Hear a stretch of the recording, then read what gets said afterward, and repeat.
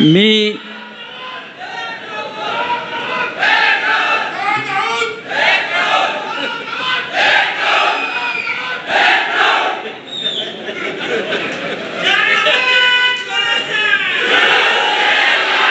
सन्माननीय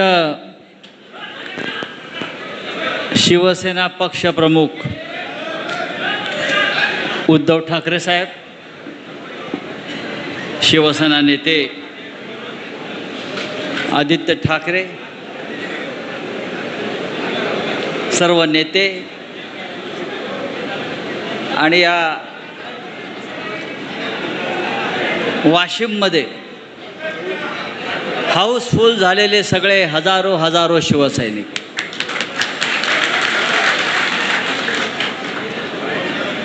हा एवढा आता प्रचंड उत्साह आहे, काय बोलायचं. अलीकडे मी भाषण फार कमी करतो उद्धव साहेब, तुम्हाला माहिती आहे. लोक म्हणतात मी शिवराळ भाषा वापरतो.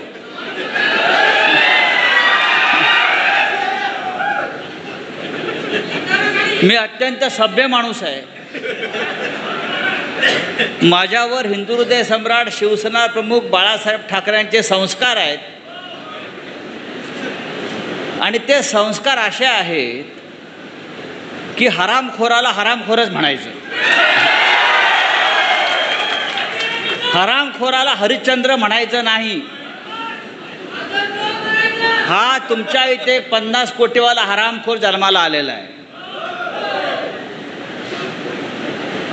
बैल विकतो, गाढव विकतात, बकरं विकलं जातं.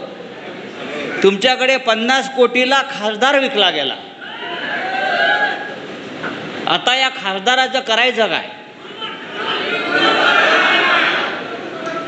या खासदाराला 2029 साली परत दिल्ली दाखवायची नाही. मी इतकंच सांगायला येतो उभा आहे. हा गद्दार, बेईमान माननीय शिवसेना पक्षप्रमुख उद्धव ठाकरे यांना 4 तासापूर्वी सांगत होता, साहेब मी कुठेच जात नाही, मी तुमच्या बरोबरच आहे. काही लोकांनी आईबाबाची शपथ घेतली, काही लोकांनी साईबाबाची शपथ घेतली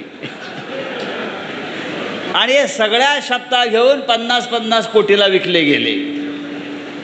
चिंता नाही. हा निष्ठावंत शिवसैनिक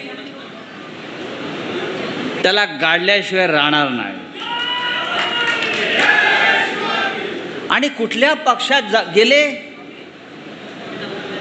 तर ज्याने आता हिंदुत्वाच्या नावानं, राम मंदिराच्या नावानं लूट सुरू केलेली आहे. प्रभू श्रीरामाच्या मंदिरात ज्याने आता 200, 300, 400 कोटीचं दानपेट्या चोरल्या, रामाच्या मंदिरावर दरोडे घातले, त्यांच्या पक्षामध्ये हे बूट चाटायला गेले. मी शिवसैनिकांना इतकंच सांगेन, शिवसैनिक कोणतंही आव्हान स्वीकारायला तयार असतो. शिवसैनिकाचं जो प्राण आहे तो प्राण म्हणजे निष्ठा आहे. निष्ठा लक्षात ठेवा. आणि निष्ठा कोणाकडे असते? एकनिष्ठ राहण्यासाठी, मी नेहमी सांगतो, एकनिष्ठ राहण्यासाठी आई नेक आणि बाप एक असावा लागतो. ज्यांचे नाहीत ते निघून गेले. आम्ही आमच्या आईशी प्रामाणिक आहोत. शिवसेना आमची आई आहे. या शिवसेनेनं महाराष्ट्राला, मराठी माणसाला, शेतकऱ्याला, कष्टकऱ्याला कायम आधार दिला, ताकद दिली. आणि ह्या जिल्ह्यानं, यवतमाळ जिल्ह्यानं, वाशिमनं हिंदू हृदय सम्राट बाळासाहेब ठाकरे ह्यांच्यावर इतकं प्रेम केलं की खासदार दिले, आमदार दिले. आणि हेच प्रेम आपण कायम ठेवा उद्धव साहेबांच्या बाबतीत, आदित्य साहेबांच्या बाबतीत.